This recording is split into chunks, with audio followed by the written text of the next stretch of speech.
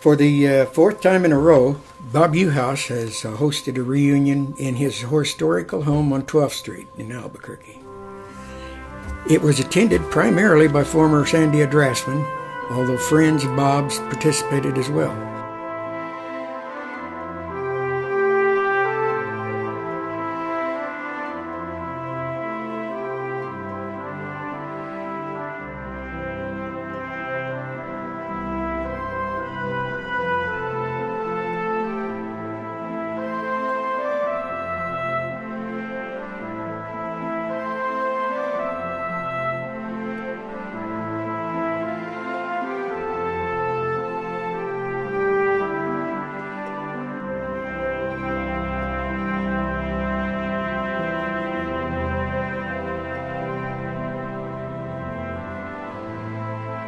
Bob started Sandia as a draftsman, but like many others in attendance, he transferred to another group early in his career.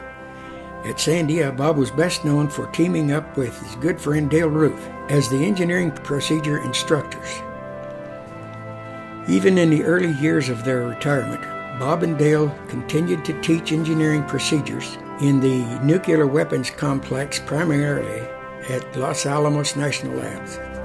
Everyone who attended seemed to be enjoying Bob's keen wit as well as his hospitality.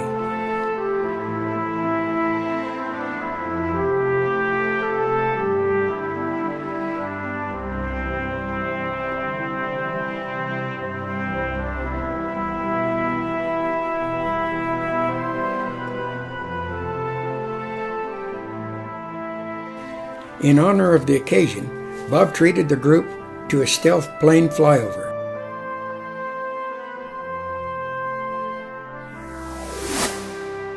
Some actually alleged to have seen and heard. I brought some prints of my early years at Sandia. I was snookered into doing the narration, so here is a brief summary of my career at Sandia.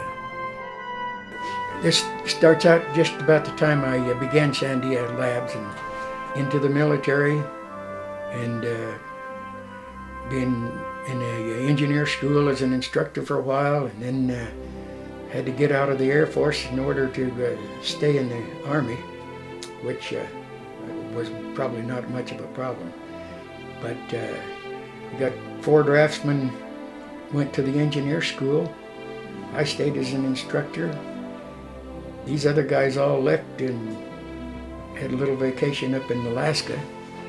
But I was at the engineer school for a while, and then I wanted to see more of the world, so I asked for a transfer to Europe. And while I was stationed in Naples, Italy, I got a vacation to tour England, France, Germany, Holland, and a number of other places before I went and finished my tour duty down in Naples, and seen a little bit of the Isle of Capri on the way, and came back to Sandia. And after a few years of bending over the board, I got assigned to the group that supported field tests and worked in Nevada.